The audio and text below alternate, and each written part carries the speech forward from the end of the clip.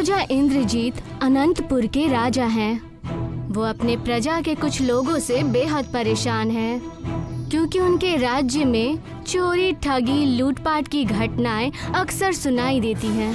यहाँ तक कि उनके राज्य के किसी गुप्तचर ने दुश्मन बादशाह को राज्य की सभी जानकारी और राज्य में घुसने का नक्शा तक बता दिया है, जिस वजह से राज्य पर 2 बार हमला भी हो चुका है। पता नहीं मेरे राज्य में कैसे कैसे लोग हैं, आए दिन चोरी की घटनाएं सुनने में आ रही है। ये कलयुग की शुरुआत है महाराज, इसीलिए लोग इस तरह से पाप कर रहे हैं। कल ही सुनने में आया है कि हमारे राज्य में कुछ लोगों ने साहूकार की सारी अशर्फियां लूट ली और लूटने के बाद उन्हें बुरी तरह से जख्मी किया, वो अलग।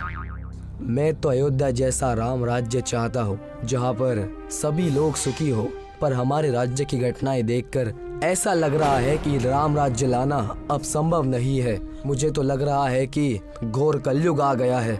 अगर हमें अपने राज्य में राम राज लाना है तो हमें दशहरे के दिन राम जी की पूजा करनी चाहिए।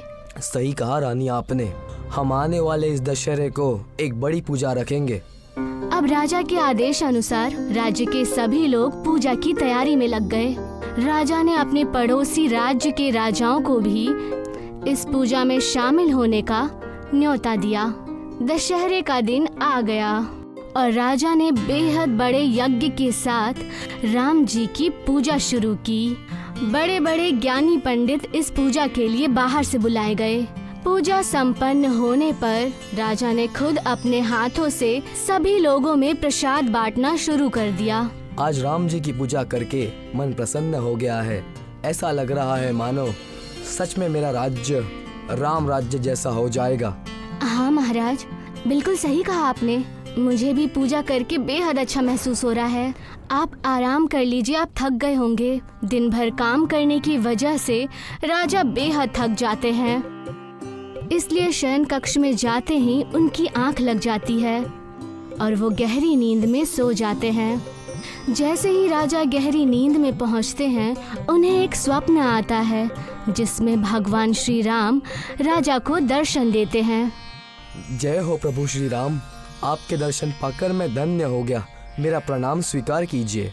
हे राजा, तुम अपनी प्रजा को लेकर बहुत चिंतित हो, इसीलिए मैं तुम्हारी समस्या का समाधान करने आया हूँ। हाँ प्रभु, मेरी प्रजा बहुत बिगड़ गई है। मुझे जल्द से जल्द अपने प्रजा को सुधारना है। कोई इलाज बताइए भगवान।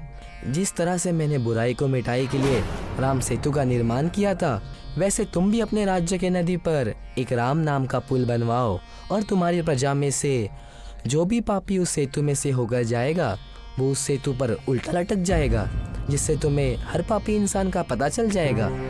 राजा को उसकी समस्या का समाधान बताकर भगवान श्री राम वहाँ से अदृश्य हो जाते हैं। अगली सुबह राजा उठता है और सभी सैनिकों को बुलाकर बेहद सारे पत्थर इकट्ठा करवाता है और उन सारे पत्थरों पर राम नाम लिखता है और नदी के ऊपर उन पत्थरों से पुल बनवा देता है। अब राज्य के सभी लोग उस पुल से नदी पार करते हैं और जैसे ही कोई पापी उस पुल पर चढ़ता है तो वो उल्टा लटक जाता है और चिल्लाने लगता है, बचाओ बचाओ बचाओ। चोर के चिल्लाने की आवाज सुनकर सैनिक राजा को बुलाते हैं। बंद करो चिल्लाना। महाराज, मुझे बचा लीजिए, मैंने कुछ नहीं किया। झूठ मत बोलो, तुमने जरूर कोई गलत काम किया है, तभी तुम इस पुल पर लटके हो। मुझे माफ कर दीजिए महाराज, मैं एक चोर हूँ और मैंने बहुत सी चोरियाँ की है और आज भी मैंने दुकान में चोरी की।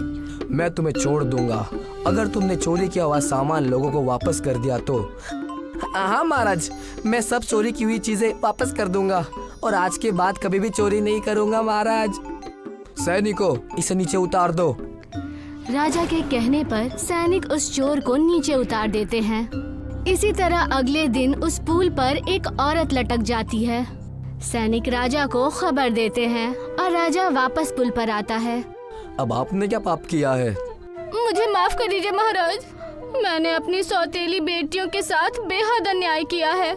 उन्हें हमेशा बासी और खराब खाना खिलाया और आज थोड़े पैसों के लालच में एक सौदागर को दोनों बेटियां बेच दी। तुमने तो माँ शब्द का अपमान किया है और अब तुम्हें अपनी गलती का एहसास हो गया है, इसलिए मैं तुम्हें कोई दंड नहीं दूंगा। पर तुम्हें सबसे पहले उस आदमी से अपनी बेटियां वापस लानी होगी और उनकी अच्छे से देखभाल करनी होगी। ठीक है महाराज, मैं ऐसा ही करूंगी। सैनिकों, इन्हें नीचे उतार दो। सैनिक उस औरत को नीचे उतार देते हैं। इसी तरह अब राज्य में जो भी गलत काम कर रहा था वो पुल पर जाकर उल्टा लटक जाता था और राजा को पता चल जाता कि किसने क्या किया है। धीरे धीरे राजा इंद्रजीत के राज्य से सारी बुराइयां खत्म होने लगी और राजा की इच्छानुसार राम राज्य बनने लगा। पर इस बात की खबर दुश्मन सुल्तान अकबर को लग जाती है और ये बात उसे परेशान करने लगती है और वो राजा इंद्रजीत के राज्य पर हमला करने की योजना बनाने लगता है। राजा इंद्रजीत को हराने के लिए पहले मुझे उसकी सेना को कमजोर करना होगा और इसके लिए मैं राजा और उसके सेनापति में ही कूद डाल दूंगा। सुल्तान अकबर अपने कुछ सैनिकों को रात के अंधेरे में भेजकर राजा इंद्रजीत के सेना और मंत्री को बंदी बनाकर पुल पर लटका देता है। बचाओ, कोई मुझे नीचे उतारो, हमारे साथ धोखा हुआ है, हमने कुछ नहीं किया है, कोई हमें बचा लो।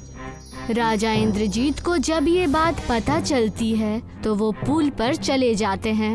अच्छा, तो वो तुम दोनों ही थे जो दुश्मन को मेरे राज्य की सभी गुप्त सूचना देते थे। तुम्हें इसके लिए कठोर दंड मिलेगा। नहीं महाराज, अब हमारा विश्वास कीजिए, मैं यहाँ का मुख्य सभाकार हूँ, मैं आपके साथ गद्दारी नहीं कर सकता।